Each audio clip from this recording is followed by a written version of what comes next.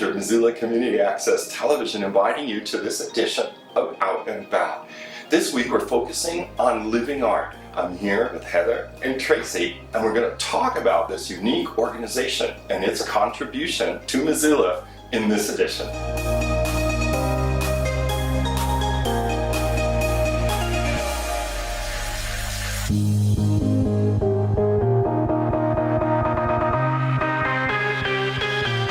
I can't imagine what it takes to walk through the doors of our studio for the first time, especially for somebody who doesn't identify themselves as an artist, or maybe has no art experience, or maybe at some point was told they weren't good at art. They're coming with their own artistic trauma. Exactly. From kindergarten, there's when a lot of that. Laughed at their crayon drawing. Yeah, that's out there for sure. What I love about our workshops is that we design projects for the whole spectrum. You know, people who do have art experience can really take off and fly with a project, but it's also accessible for people who have never done art before. Yeah.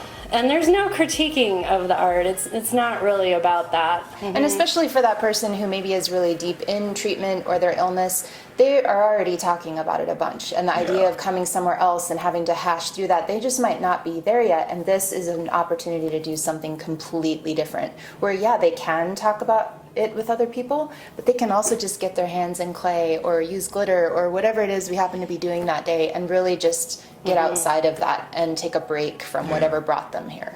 And is it a program in the sense that you sign up for a series, or is it more like drop-in? We've got a lot of different things going on year round. So we have Saturday workshops, and those are drop-in, and we do those 3 Saturdays a month year round.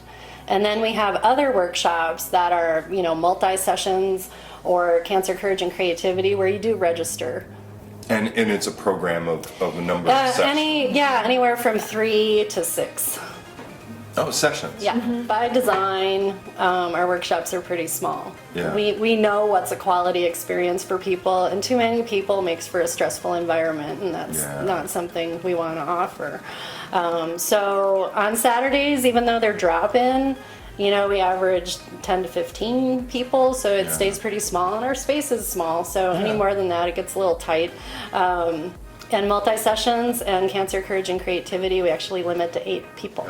So then imagine coming to a space where you may not know exactly what everybody's dealing with, but they're dealing with something.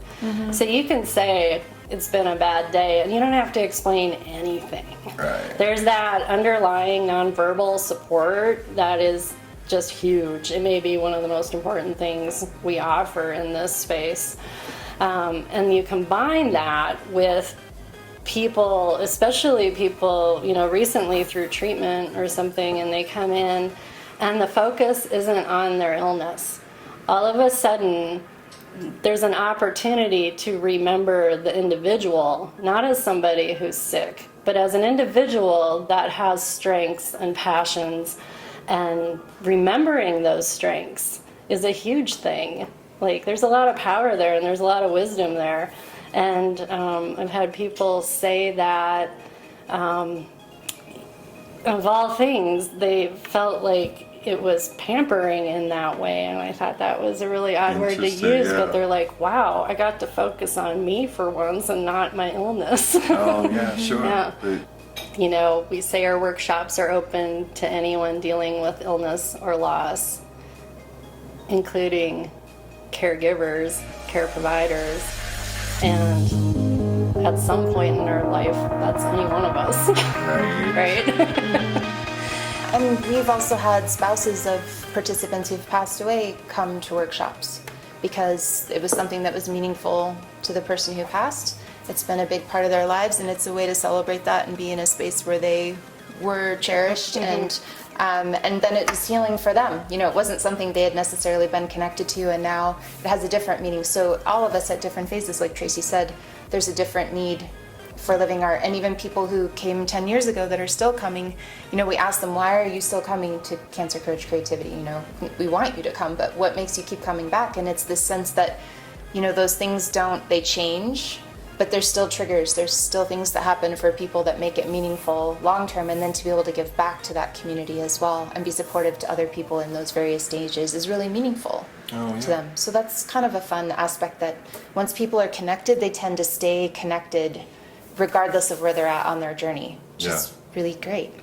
That kind of thing. Yep, class schedules, they can get in touch to find out what's going on, and or talk to us if they're nervous. We're happy to give people a tour. I mean, sometimes it really is nice just to make that personal connection and realize, oh, this is, we can sit and drink tea and people are laughing, and it's not this scary thing that they're maybe envisioning. I mean, death is a part of life for sure, and people who have been told they have cancer are faced with that. It's a reality of it, but it's I can't say our workshops are that heavy, right? But it's interesting, Cancer, Courage, and Creativity, or we call it CCC, is based on the writings by two of our founders. Okay, Yupa Stein and Beth Ferris wrote this book. It hasn't been published yet, but it is an outline that we use. Oh, interesting. And, yeah. It's a break, really, because one of them was talking about this with us just recently, and she was saying, when you're in that space, that's all you're thinking about. I could die today, I could die tomorrow, but I'm probably going to die. And you're so focused on the trauma of that really what you need is just not to talk about it anymore for a little while. Just to be you, whoever that is right now, just to be in that space. Not everybody coming here is facing life or death situations. It encompasses, people living with chronic illnesses, like Heather said, people who have lost somebody. It's beneficial. Caring for an elderly parent. Yeah, exactly. We have, and it all works together. We don't charge anything for our workshops. We provide all the supplies. You don't need any experience. We walk you through the project from start to finish. So it really is accessible to anyone, at any artistic stage. Yeah. Yeah. Yep. People already have everything they need to participate in a workshop. And one common thing I hear, people are wondering if they're sick enough to come, and that's kind of this misconception. It's really like, if you feel you could benefit from this and you feel drawn to it, it's for you. The light show? The workshops. Well, the workshops, we are primarily from donors, from individuals. We do get sponsorships for the light show, and we have a community partner in Neptune Aviation. They're amazing, and our board chair is actually their CEO, so we have some tight connections with them. But the light show is moving to the Wilma this year. Congratulations. Yes. Goodbye, Hilton, going in. Well, we love our friends at the Hilton, but it was just time for a change, and we wanted to get downtown, and so we have a live auction, and usually a lamp lady performance. That's a surprise. I'm not sure what this year looks like. We might kind of switch things up, but she'll still be in the mix, and some participant artwork as well. We're working on some projects with a specific workshop so that people could purchase something that was made here. That's important to them, to give something back to the organization. So we're kind of excited about working on that with them. It's May 19th. Yeah, and just a lot of support from artists in our community, both at the light show, with people donating works of art inspired by the theme of light, but also in our workshops. Artists volunteer their time to facilitate workshops for us, so we really couldn't do what we do without that support.